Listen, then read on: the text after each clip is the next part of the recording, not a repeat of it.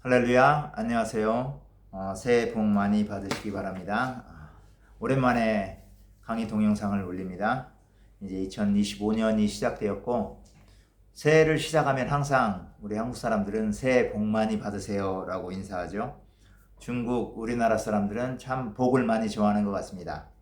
제가 있는 미얀마 사람들도 인사할 때 복 받으세요 라는 의미로 밍글라바 라는 표현을 합니다. 그리고 참 복을 좋아합니다. 아마도 중국의 영향이지 않을까 생각도 하고요. 아무튼 우리나라 사람들, 이곳 사람들 복을 많이 좋아하는 것 같습니다. 크리스찬들도 복을 좋아하고 불교도들도 복을 좋아하고 심지어 인도 힌두 세계에도 복을 좋아하고 어느 나라든 복을 좋아합니다. 그렇기 때문에 인사까지도 복 받으세요 라고 인사를 하는 것 같습니다. 오늘은 하나님 나라와 복이라는 제목으로 우리가 복에 대해서 어떤 개념을 가지고 있는가, 성경이 어떻게 복에 대해서 얘기하고 있는가를 살펴보도록 하겠습니다. 오늘은 이번 강의에서는 먼저 구약에 나타난 시편을 중심으로 한 구약에 나타난 복의 개념에 대해서 말씀을 드리고요. 그 다음 강의에서는 시편, 신약을 중심으로 신약 성경에서 복이 어떻게 표현되고 있는가를 말씀드리도록 하겠습니다. 여러분들 복하면 생각나는 구절들 뭐가 있습니까? 첫 번째로 아마 아브라함이 부름을 받았을 때 내가 너를 많은 민족의 아비가 되게 하고 복의 근원이 되게 할지라 라는 말씀이 생각날 겁니다. 복의 근원이 될 거라. 그래서 참 사람들이 우리 가정이 내가 복의 근원이 되기를 많이 바라죠. 좋아하는 말씀이고요. 이게 바로 구약에 나타난 그 복의 개념 중에 굉장히 대표적인 구절이 아닐까 생각합니다. 그리고 또 다른 대표적인 구절은 바로 시편 1편이죠. 복에 관한 시편, 복 있는 사람은 악인의 길을 쫓지 아니하며 하면서 계속 복에 대해서 이야기하고 있습니다. 복은 우리 모두가 다 크리스찬들도 좋아하고 모든 사람들이 다 좋아하기 때문에 복에 대해서 알기를 원하고 복을 더 많이 누리기를 원하죠.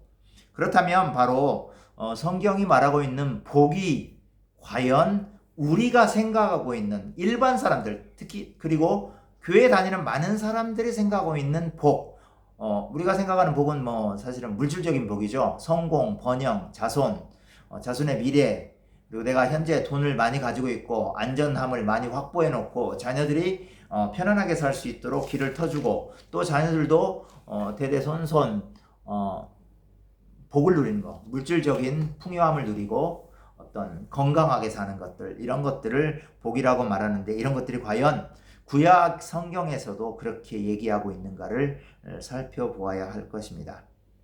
한번 대충 몇 구절을 읽어보도록 하겠습니다. 구약에서 과연 복을 어떻게 이야기하고 있는지 한번 좀 보도록 하겠습니다.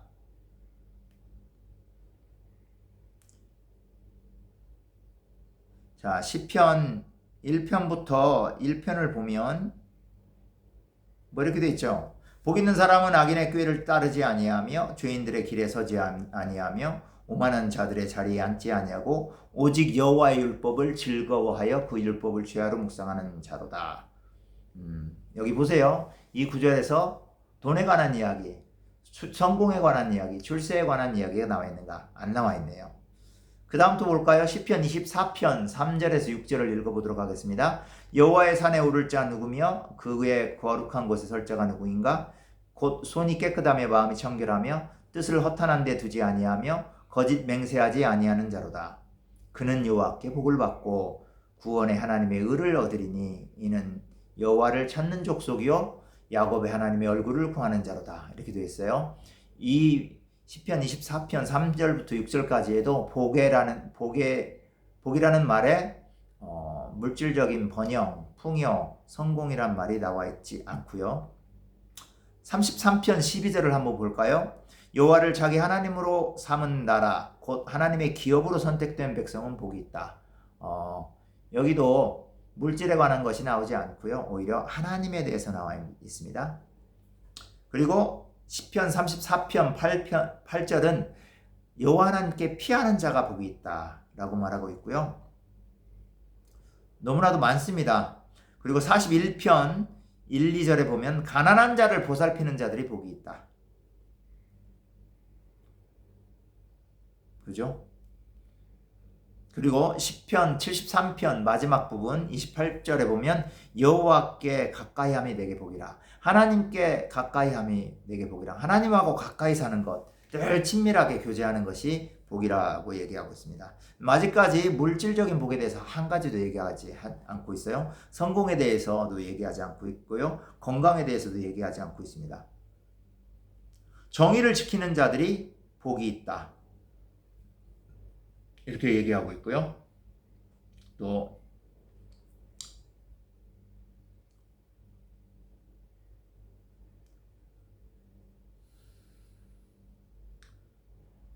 시편 106편 3절입니다. 정의를 지키는 자들과 항상 공의를 행하는 자들이 복이 있다. 정의와 공의, 그러니까 하나님의 성품을 드러내는 자들이 복이 있다라고 말하고 있습니다.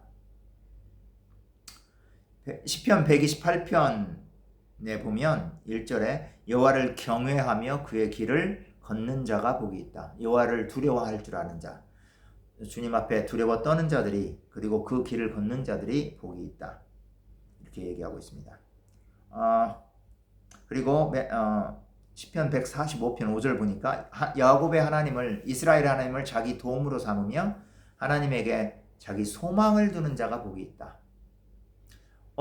여기까지 시편에 나타난 복을 보았는데, 시편에서는 한 번도 물질적인 복, 돈이 많음을, 돈을 잘 버는 것, 성공적으로 이 땅에서 성공하는 것, 출세하는 것을 복이라고 말하고 있지 않습니다. 오히려 복을 하나님과 함께 하는 것이라고 정의를 하고 있습니다.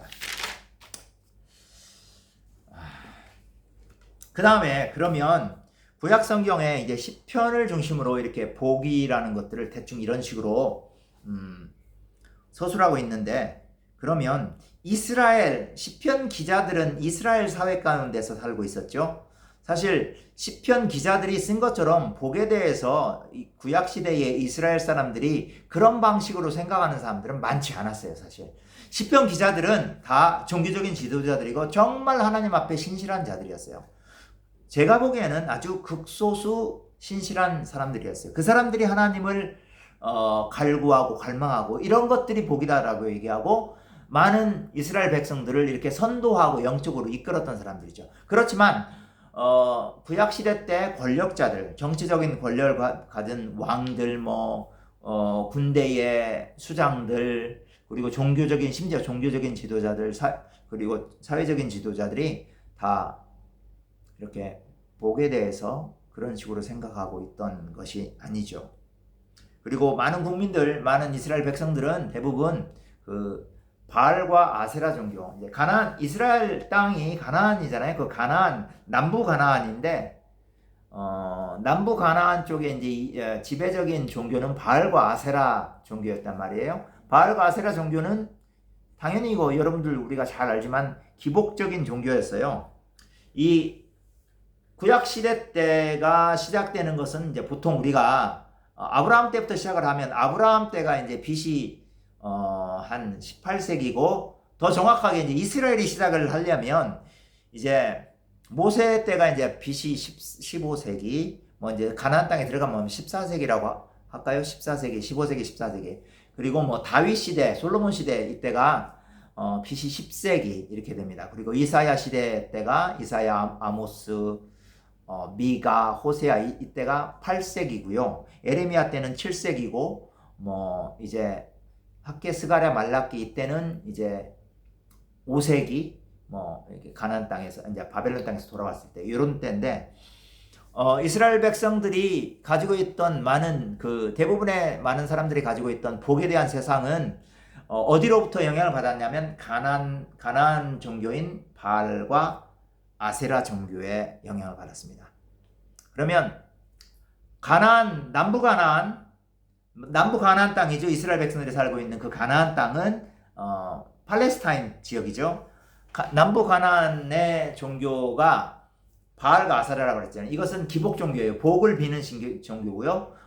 농경 문화를 반영한 종교인데, 농경 문화에 있어서 굉장히 중요한 것은 그 땅, 가나안 땅, 팔레스타인 땅은 비가 잘 오지 않기 때문에 신들에게 바알과 아세라에게 제사를 드려야 됩니다. 제사를 드려서 비가 잘 적절하게 오고, 비가 적절하게 옴으로 인해서 곡식이, 그리고 채소들이, 그리고 과일들이 잘 소출을 맺을 수 있도록 하는 것.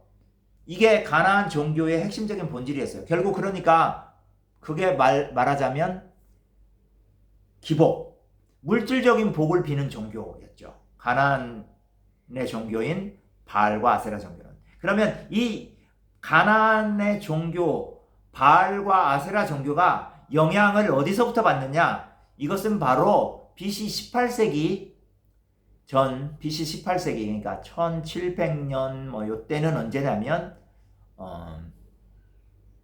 고대 바벨론 있죠. 신바벨론 말고, 우리가 바벨론 제국에 의해서 남유다가 멸망하죠. 이것은 신바벨론 제국이고, 고대 함무라비 뭐 법전 들어봤죠. 이때 고대 바벨론, 여기에서부터 바로 가나안 땅에 바알과 아세라 종교가 건너온 거예요. 말하자면 영향을 받은 거고. 그러면 고대 바벨론, 그 당시에 종교를 좀 알아보는 것이 구약 시대의 그 이스라엘 백성들의 그 복에 대한 관념, 생각들을 이해하는 데 대단히 도움이 많이 됩니다. 요거를 알기 위해서 우리가 힌트를 받을 수 있는 성경 구절들이 있습니다. 이것이 어디냐면 에레미야 7장을 한번 가볼까요? 에레미야 7장 18절을 한번 가봅니다. 7장 18절. 제가 개정 성경으로 이거는 있습니다. 에레미야 7장 18절을 보면, 자식들은 나무를 줍고 아버지들은 불을 피우며 부녀들은 가루를 반죽하여 하늘의 여왕을 위하여 과자를 만들며 그들이 또 다른 신들에게 전제를 부음으로 나의 노를 일으키느니라. 이스라엘 백성들이 예레미야 시대 때, BC 7세기 시대 때, 다른 말로 하면 유다가 멸망하기 전이에요. 유다가 멸망하기 전에 사람들이 에레미야가 사회상을 보여주고 있는 거예요.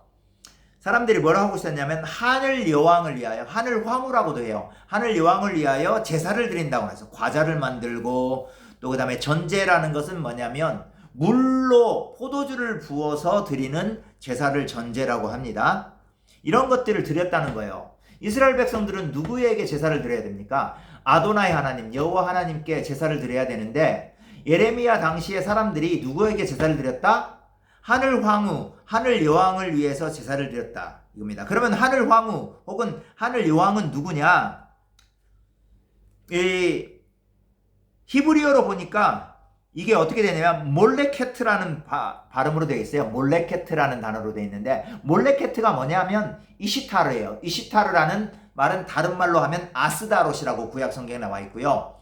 그게 바로 아세라를 말하는 겁니다. 아세라. 그러니까 이스라엘 백성, 구약 시대 때 이스라엘 백성들이 가나안 땅에서 가장 많은 영향을 받았던 바알과 아세라, 특별히 그 아세라 신이 어디에서 왔느냐? 바벨론 제국의 이시타르 여왕에서 온 거라는 거죠. 이시타르가 바로 가나안 땅에 들어오면서 단어가 바뀐 거죠. 이시타르에서 아스타롯으로 발음이 바뀐 거예요. 그게 곧 아세라라는 거죠.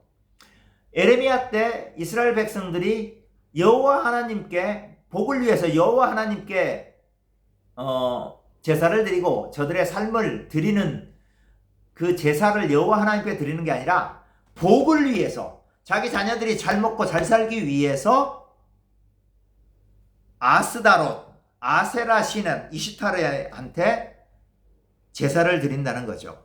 이게 44장 18절 19절에 또 나옵니다.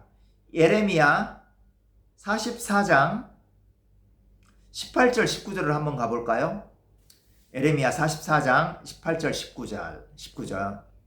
자, 우리가 하늘의 여왕에게 분향하고 그 앞에 전제드리던 것을 패한 후부터는 모든 것이 궁핍하고 칼과 기근에 멸망을 당하였느니라 하며, 여인들은 우리가 하늘의 여왕에게 분향하고 그 앞에 전제를 드릴 때에 어찌 우리 남편의 허락이 없이 그의 형상과 과자를 만들어 놓고 전제를 드렸느냐 하는지라. 참 당돌하죠. 너무 안타깝죠. 하늘의 여왕에게 계속 분향을 해요. 그러면서 하는 말이 이 하늘의 여왕이 바로 이시타르 신이라고 그랬죠. 이시타르한테 제사를 드릴 때, 즉 바벨론 신을 섬길 때는 모든 것이 잘 됐다 이거예요. 복을 많이 받았는데 그것을 제사 드리는 것을 패하고 더 이상 드리지 않을 때부터 삶이 궁핍해졌다 이거죠. 얼마나 안타깝습니까? 그리고 기근의 멸망을 당했다. 이렇게 얘기하고 있습니다. 이게 놀라운 사실이 이 비슷한 상황이 에스겔에서도 또 나옵니다. 에스겔은 에레미야보다 조금 후대의 사람이에요. 에레미야는 이스라엘이 남유다가 멸망할 때 예루살렘, 유다 지역에 있었고, 에스겔은 포로로 잡혀간 사람입니다. 조금 나이가 더 젊죠, 에스겔이. 에스겔서를 가볼까요? 에스겔서 8장에 이게 나옵니다. 에스겔서 8장에 보면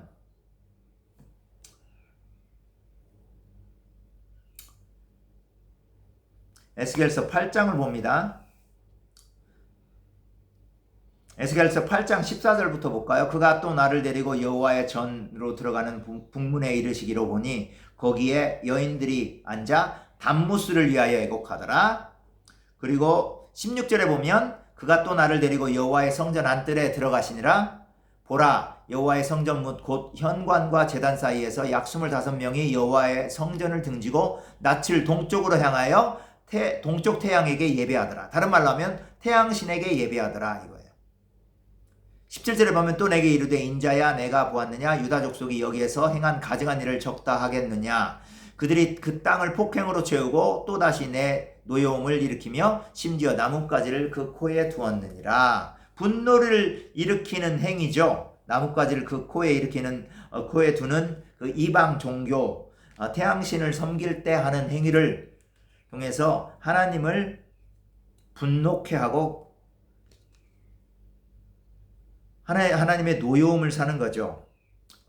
에스겔도 하나님의 영이 에스겔을 예루살렘으로 데리고 가서 보여주는데, 그 환상 가운데서 사람들이 뭐냐면 여자들이 단무스를 위하여 통곡하고 애곡하고 있고요. 그 다음에 태양신에게 절하고 있어요. 자, 우리가 이걸 알아야 됩니다. 여기서 조금 고대 바벨론 종교에 대해서 조금 이해할 필요가 있는데요. 여기서 태양신을 말하는 것은 뭐냐면 태양신은 니므롯을 말합니다. 니므롯. 자, 그리고 원래 니므롯의 엄마가 세미라미스라는 이시타르 혹은 세미라미스라는데, 세미라미스는 그 구스의 아내입니다. 구스의 아내인데 구스가 죽었을 때 그의 아들 니므롯하고 또 결혼합니다. 근데 이제 니므롯이 또 죽었어요. 니므롯이 죽으니까 이 이시타르가 뭐를 선언했냐면 니므롯은 승천했다. 그리고 하늘에 가서 태양신이 되었다. 이렇게 말하고 있어요. 그리고 세미라미스가 그 니므롯과 결혼해서 낳은 아들이 바로 단무스라는 건데, 단무스는 어떤 신이냐면 여름이 되면 죽어요. 여름이 되면, 그래서 소출들이, 과일이나 소출 이런 것들이 다 없어지는 거예요. 그러니까 흉년이 되는 거죠. 흉작이 되는 거예요. 여름이 되면. 예, 단무스가 죽어요. 그러니까 사람들이 단무스가 죽은 걸 애도를 해요. 왜? 단무스가 죽으니까, 죽었다는 건 뭐예요? 여름에 죽었고, 여름에 죽는다는 건 뭐예요? 과일에 소출이 없다는 거예요. 그러니까 먹고 살 것이 없으니까 애곡을 해요. 애곡을 해서 제사를 지내면 뭐가 일어난다고 보냐면 다음 해 봄에 다시 단무스가 부활을 해서 곡식과 열매와 모든 채소에 가축에 풍성한 소출을 준다고 보는 거죠. 그렇게 믿었던 거예요. 그래서 모든 소산들이 수성케된다라고 보는 거예요. 이게 바로 기본적인 고대 바빌론 종교관이에요. 다시 한번 보면요. 세미라미스, 곧 이시타르라는 여자와 니무롯이 결혼을 해서 담무스를 낳고요. 니무롯은 죽은 후에 승천해서 태양신이 되고요. 그러니까 여기 동쪽 태양을 향해서 절하고 있다고 그랬죠. 누구한테 절하는 거예요? 니무롯 신한테 절하는 거예요. 그리고 담무스도 나왔죠. 이시타르와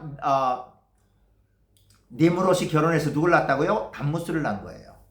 그래서 담무스는 봄에 모든 곡식을 소생케 하고 여름에는 자기 자신이 죽어요. 그러니까 모든 곡식이 다 망가지는 거죠. 흉작이 되는 거예요. 그래서 사람들은 다시 부활하고 일어나라고, 죽음에서 일어나라고 담무스한테 애도하면서 제사를 지내는 거죠. 자, 이런 종교의 모습들이 그대로 가나안 땅에 들어왔습니다. 그래서 바알과 아세라라는 종교로 정착이 되면서 팔레스타인 사람들은, 그죠? 블레셋 사람들이죠. 블레셋 사람들은 다 이것을 믿고 행하고 살아가요. 결국 뭐냐면 자기들의 복을 위해서 다산과 풍요와 물질적인 복을 위해서 가나안 종교를 만들고 발전시켰던 거죠. 가나안 고대 바벨론 세계에서 들여와서. 문제는 이러한 모습들을 구약의 이스라엘 백성들이 그대로 답습했다는 거예요. 그대로 본받아서 자기들도 하고 있는 거예요. 그러니까 에스겔서 8장에 나오고 에레미야 7장과 44장에 그대로 나오고 있잖아요. 이 선지자들이 이걸 다 그대로 고발하고 있어요. 여호와 하나님 앞에 마땅히 제사를 드려야 되고 여호와 하나님과 깊은 관계, 친절한 관계를 가져야 되는 이스라엘 백성이지만 이거에 관심이 없어요. 왜? 여호와는 자기들에게 물질적인 복을 준다고 생각하지 않아요.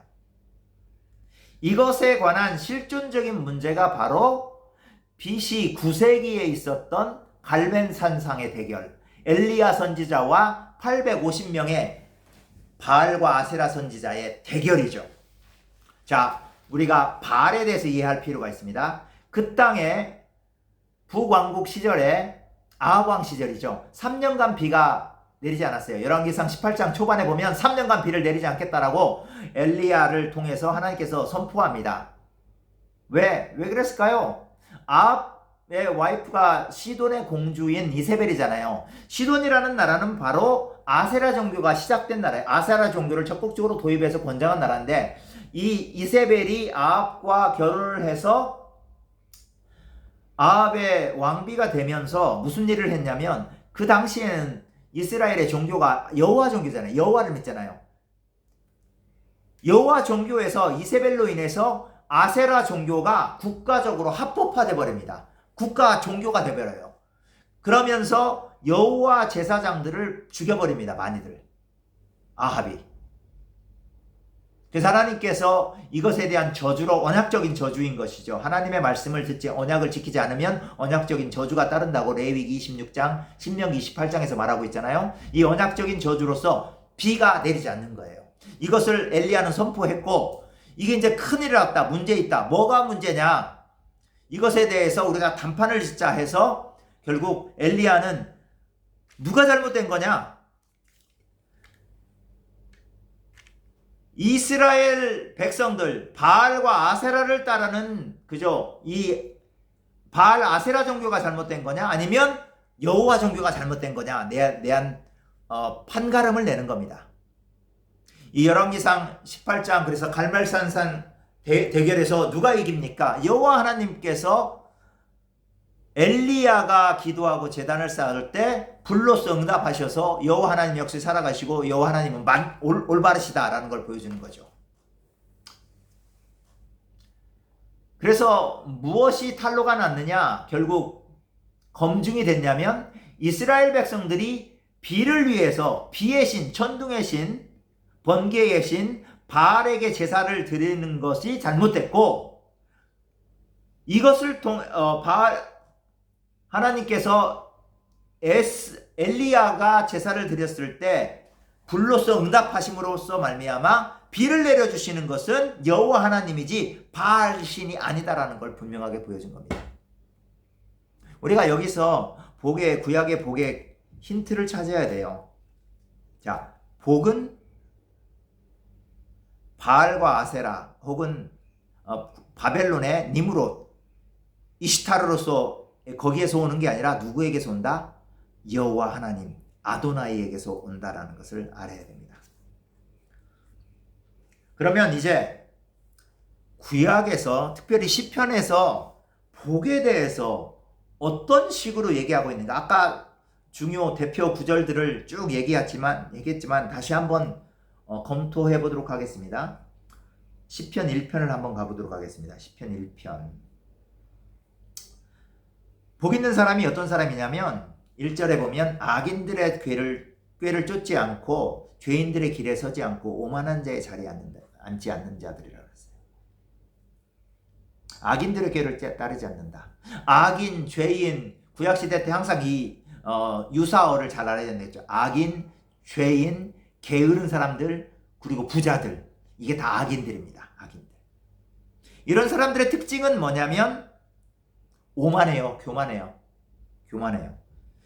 복 있는 사람은 교만한 사람들, 악한 사람들의 자리에 앉지 아니한다. 이 사람들은 이건 무슨 말이냐면 이들과 교제하지 않는다는 거죠.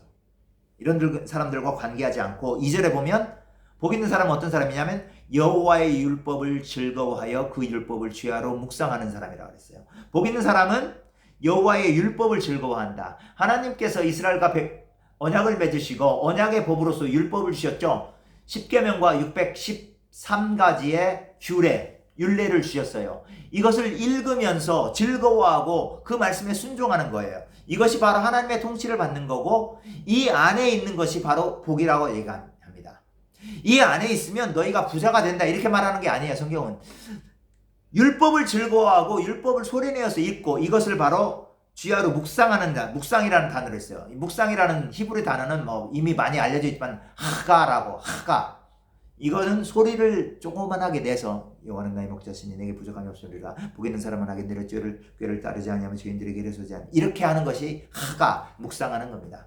그러니까 말씀을 읽는 거죠. 즐거움으로 읽는 거예요. 이러면서 말씀을 받고 이것이 바로 하나님 앞에 순종하는 거고 이걸 실천에 옮기는 거죠. 이런 사람들이 복 있는 자다라고 말하는 거예요. 우리가 생각하는 복하고 다르죠. 그러니까 예수님을 잘 믿고 하나님을 잘 믿으면 그것의 결과로서 우리가 물질적인 복을 받는다. 이게 복의 개념이 아니고 여호와 하나님과 함께하는 것 그것 자체가 복이라는 거예요. 24장 3절에서 6절까지를 한번 봅니다. 다시 24장 3절에서 6절. 여호와의 산에 오를 자가 누구며 그의 거룩한 곳에 설 자가 누구인가? 곧 손이 깨끗하며 마음이 청결하며 뜻을 허탄한 데 두지 아니하며 거짓 맹세하지 아니하는 자는 복이 있다. 그는 여호와께 복을 받고 구원의 하나님께 의를 얻으리니 이는 여호와를 찾는 족속이요 야곱의 하나님의 얼굴을 구하는 자로다. 여기 보면 시편 저자가 구체적인 항목을 주고 있어요. 거룩한 곳에 설 자가 누구냐? 성전에 설 자가 누구냐? 이 사람은 바로 손이 깨끗하여 마음이 청결한 사람이다. 뜻을 허탄한 데 두지 아니하고 거짓 맹세하지 않는다. 이건 무슨 말이냐면 다른 말로 하면 율법의 규례들을 지키는 자를 말하는 겁니다. 여호와 하나님의 법을 즐거워하고 사랑하고 여호와 하나님을 사랑하기 때문에 그 여호와 하나님의 법을 지키는 자, 이런 자들이 바로 복 있는 사람이다라고 말하고 있는 겁니다.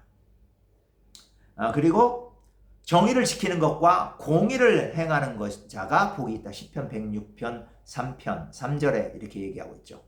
정의와 공의는 제가 항상 강조하듯이 하나님의 6대 성품 중에 하나예요. 자비와 신실과 정의와 공의와 거룩과 선하심, 이 6가지 성품 중에 정의와 공의가 있는데 이 정의와 공의를 삶 가운데 실천하는 것이 복이라는 거예요. 정의와 공의를 실천하는 데 있어서는 때로는 우리가 물질적인 손해를 봐야 될 때도 있습니다. 그럼에도 불구하고 물질적인 손해를 봐야 함에도 불구하고 여호와 하나님의 정의와 공의를 지키는 것이 복 있는 것이다 라고 말한다면 이것은 바로 세속적인 복의 개념과 완전히 상반되는 거죠. 세속적인 복의 개념은 뭡니까? 물질이 좀 더 많아야 돼요. 물질을 많이 축적해 놓고 있어야 돼요. 그러나 성경적인 복에 대한 개념은 물질을 축적하는 것이 아니라 하나님과 관계가 있고 하나님과 깊은 관계가 있고 하나님의 법을 사랑하고 율법을 사랑하고 하나님의 성품을 실천하는 것, 정의와 공의를 실천하는 것, 이것이 바로 복이다라고 얘기하고 있는 겁니다. 그러니까 여러분들이 가지고 있는 복에 대한 개념을 바꿔야 돼요. 내가 하나님을 잘 믿으면 하나님께서 나에게 물질적인 복도 주셔야지. 물론 그럴 수도 있어요.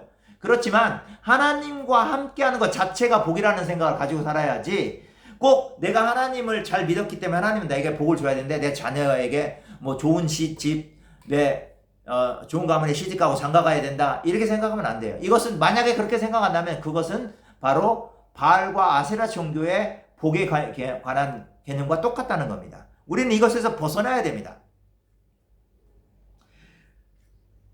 그리고 자,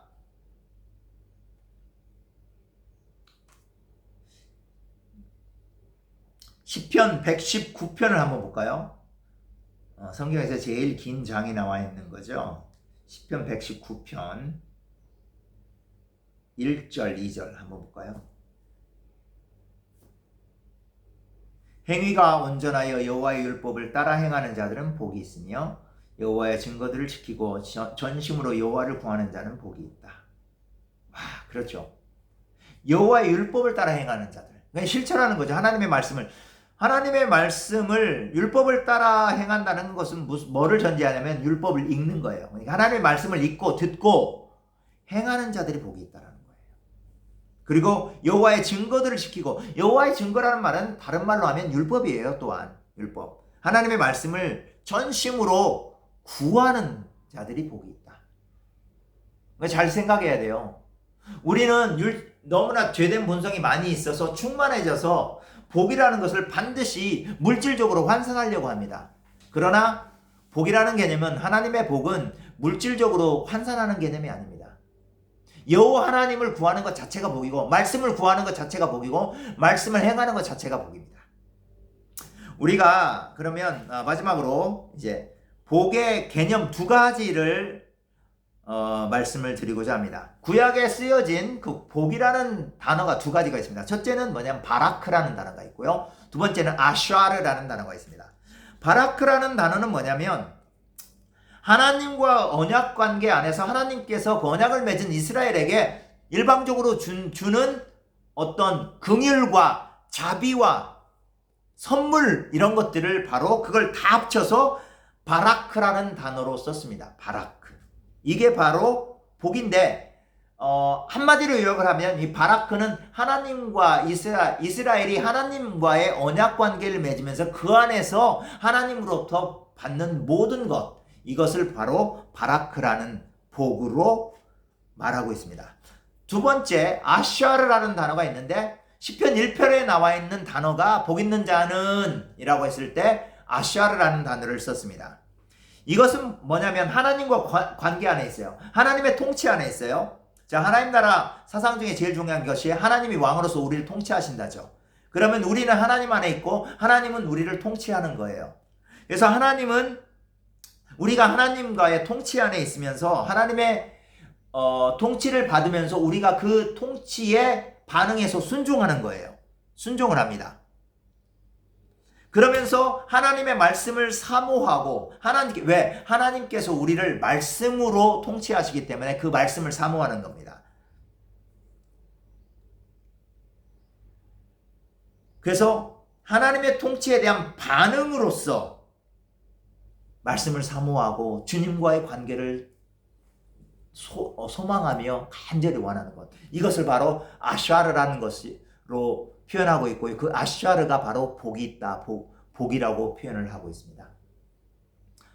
우리가 전반적으로 오늘 구약의 복에 대해서 살펴보았습니다. 그리고 구약 백성들의 복에 대한 그 바알과 아세라 신앙에서 받은 나쁜 영향들을 보았는데, 이것이 현대 기독교에도 그대로 고스란히 남아있죠.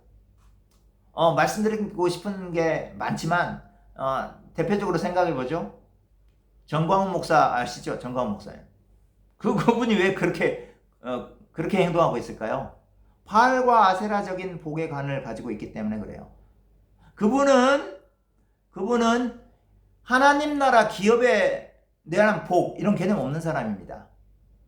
그리고 하나님과의 관계를 복으로 생각하는 게 아니라 하나님의 이름을 가지고 복을 뜯어내려는 사람인 거죠. 안타깝죠. 근데 상당수가 정광훈 목사 복사를 편을 들어가지고, 물론 이제 다 돈 받고 하는 거예요. 보세요. 그러니까 다 복을 좋아하니까, 돈이 복이라고 생각하니까 그렇게 하는 거죠. 하나님하고 아무 상관없는 거예요. 그런 사람들 다 지옥 갈 겁니다. 다 심판받아서. 우리들은 그러지 말아야 돼. 우리가 예수님을 진정으로 믿는다면 우리가 예수님 안에 있는 것 자체, 내가 주님의 길을 가고 있는 것 자체가 이게 엄청난 복이라는 것을 인식하셔야 됩니다. 물론 우리가 육신적인 몸을 가지고 있기 때문에 우리가 먹어야 되고 물질이 필요합니다. 물질의 복이 필요한 건 사실이에요. 그러나 물질의 복은 우리가 하나님의 나라를 구했을 때 부가적으로 주어지는 것이지 우선적인 게 아닙니다. 절대적으로. 하나님 나라가 먼저인 거지 내 안에 내 밥상에 놓여있는 밥이 우선이 아니라는 거예요. 돈이 우선이 아니라는 거죠. 그렇기 때문에 마태복음 6장 33절은 너희는 먼저 그의 나라와 그의 의를 구하라. 너희는 먼저 그의 나라와 그의 의를 구하는 자가 바로 복 있는 자라는 거죠. 이제는 너무나 많이 타락해버린 대한민국 기독교, 전세계 기독교가 이제 복에 대한 개념을 다시 구약적인 의미로 원래 시평기자들이 말한 그 복의 개념으로 돌아가야 됩니다. 하나님께서 우리에게 주신 복의 개념으로 돌아가야 됩니다. 이런 진정한 생각의 변화가 있을 때 대한민국, 나 자신이 바뀌고 대한민국 교회가 바뀔 겁니다. 이 복에 대한 개념이 없이는 이 땅 가운데 있는 미얀마 교회든 대한민국 교회든 다 이 현세적인 복만 추구하는 바알과 아세라적인 껍데기만 남아있는 기독교가 될 겁니다. 진정한 예수 그리스도의 제자가 되지 않는 한. 그래서 우리는 다시 한번 올해 2025년을 시작하는 이 새해 벽두마당에 복에 대한 개념을 다시 한번 새롭게 하고 말씀으로 다시 돌아가면서 우리가 그 개념을 따르고 삶 가운데서 실천하는 우리가 되어야 되겠습니다. 아멘. 이제 다음 강의에서는 신약에 나타난 복을 산상수훈 8복을 중심으로 살펴보도록 하겠습니다.